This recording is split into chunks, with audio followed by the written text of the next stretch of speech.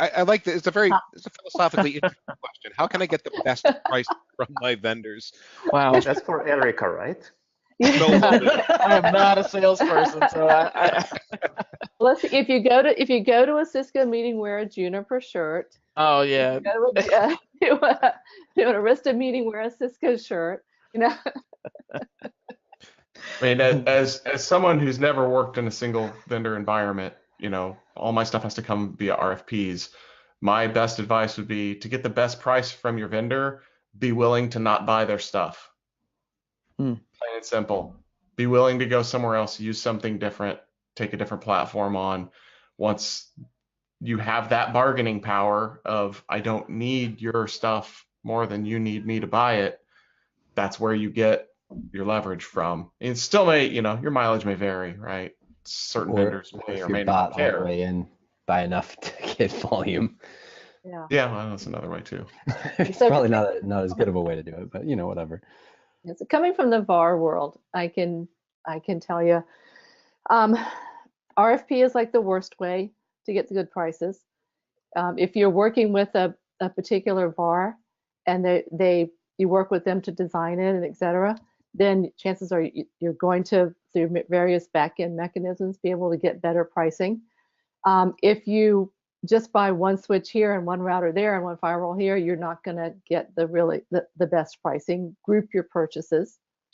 Yeah. End of vendor quarters, end of vendor years are really good times to get the fire sale pricing.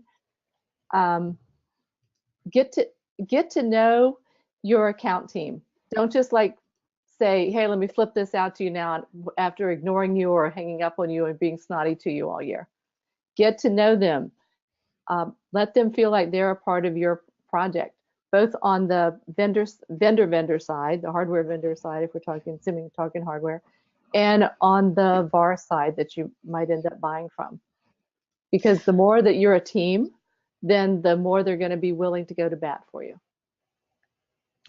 I have had some luck with the competitive approach where you get bids from some, look guys, I can get the same set of switches that have the same capabilities. It's a fair comparison, and they're giving me, it's 30% less than what you're charging me, and but I really want to buy your stuff. Can you get there with the pricing? And that'll sometimes move prices, but it gets to be uncomfortable to have to play that game.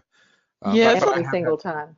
It's a little different, I guess, on the government side, because we have to, from a vendor perspective, we have to adhere to the strict regulation, the strict rules within the government. So you can't just increase the price just if you want to make a ton of money. I mean, you have to stick within those guidelines. So within the government sector, it's a little bit different. On the private sector side, it's just about like what Denise was saying, is if you buy in bulk, that would be a little bit better versus one switch here, two switches there. So yeah, and even on the government side, if you're working with a particular VAR, and so you maybe do a bulk purchase agreement, then you can get better pricing that way.